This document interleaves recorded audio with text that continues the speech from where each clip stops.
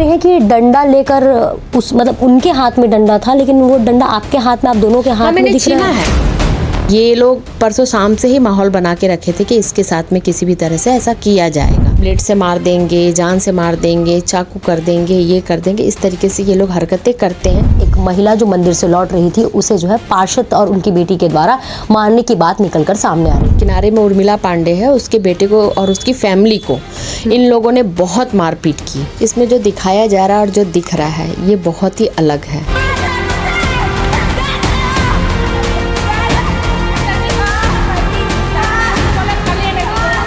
नमस्कार, मैं ईशा साहू और इस वक्त आप देख रहे हैं 36 टीवी। बता दें, आज सुबह सुबह एक खबर चली, एक वीडियो वायरल हुई जहां पर एक महिला जो मंदिर से लौट रही थी, उसे जो है पार्षद और उनकी बेटी के द्वारा मारने की बात निकलकर सामने आ रही थी। अब इस बात में कितनी सच्चाई है, क्या कुछ ये पूरा माजरा है, क्या कुछ ये पूरा मामला है, वो जानने के लिए हम पहुंचे हैं उसी जगह पर। बता दें, ये जगह है रिसाली नगर निगम अंतर्गत आने वाले वार्ड क्रमांक 5 का। पार्षद हमारे साथ इस वक्त मौजूद है, माया यादव जी हैं, जिनके बारे में जिक्र हो रहा था। इनसे जानते हैं कि क्या कुछ ये पूरा घटना था, क्या कुछ उस दौरान में हुआ था और क्या कुछ ये पूरी कहानी है। माया जी, आज एक वीडियो वायरल हुआ है, उसमें दिख रहा है कि एक महिला जो है लौट रही थी मंदिर के वक्त और उसमें उसके साथ में मारपीट जो है आपके और आपकी बेटी के द्वारा की गई है, ऐसा कहा गया है। इसमें क्या कुछ सच्चाई है और ये कितने बजे की घटना होगी और क्या कुछ ये पूरा चीज़ है? इसमें जो मुझे दिखाया जा रहा है कि मैं उस महिला के साथ मारपीट कर रही हूँ, ऐसा कहीं नहीं है। वो महिला मेरे साथ मारपीट कर रही है और गाली गलौज कर रही है, और ये करीबन आज की बात घटना नहीं है, ये 2 महीना पीछे से हो रहा है। ये आपसी विवाद को लेकर के कि मैंने उसके घर पे ये लिख करके दिया है कि ये बीएसएफ के घर पे किराए पे रह रही है, इसका रंजिश ये निकाल रही हैं। ये लोग इस तरीके से कर रहे हैं।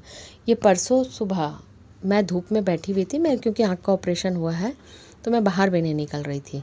तो ये लोग परसों शाम से ही माहौल बना के रखे थे कि इसके साथ में किसी भी तरह से ऐसा किया जाएगा।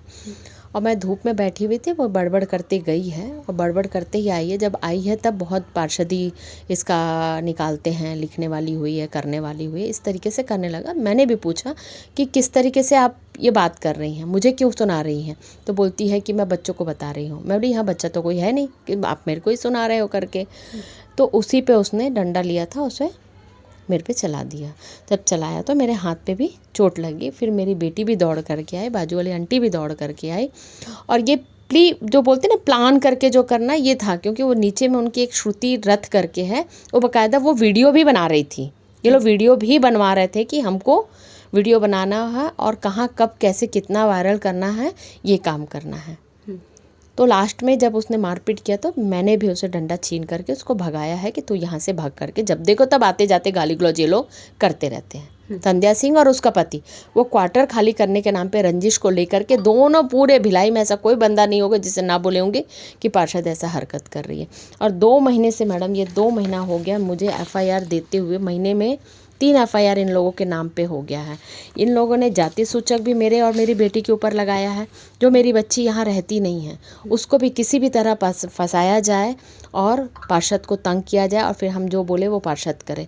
ये काम है उषा भवसागर, उसके 3 पुत्र, संध्या सिंह, उसका पति सूरज, ये इन लोग का है। तो आप ये कहना चाह रही कि लगातार जो है ये आपने एक मतलब आदेश पर साइन किया या बयान दिया कि उनका जो है क्वार्टर खाली कराया जाए, उसको लेकर ये रंजिश है। रंजिश है ये, बिल्कुल मैडम। इसमें आप ये बोल रहे हैं कि डंडा लेकर उस मतलब उनके हाथ में डंडा था, लेकिन वो डंडा आपके हाथ में, आप दोनों के हाथ में दिख रहा है। छीना है। जब वो उसने वार किया मैडम, ये चोट लगी है मेरे को, जब उसने मारा है तो भाई कोई भी मार खाएगा तो छीनेगा ही ना। मैंने छीन करके उसको कि तुम यहाँ से भाग, आते जाते गाली गलौज करती हो तुम, डेली का तुम लोग का यही काम है।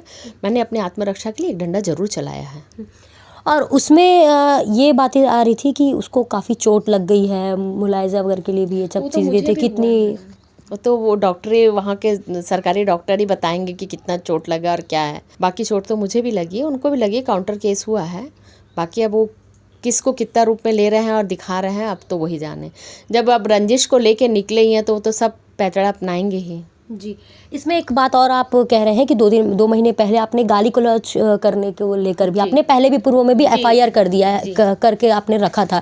तो ये क्या कुछ हुआ था उस दौरान तो आपने एफआईआर किया था?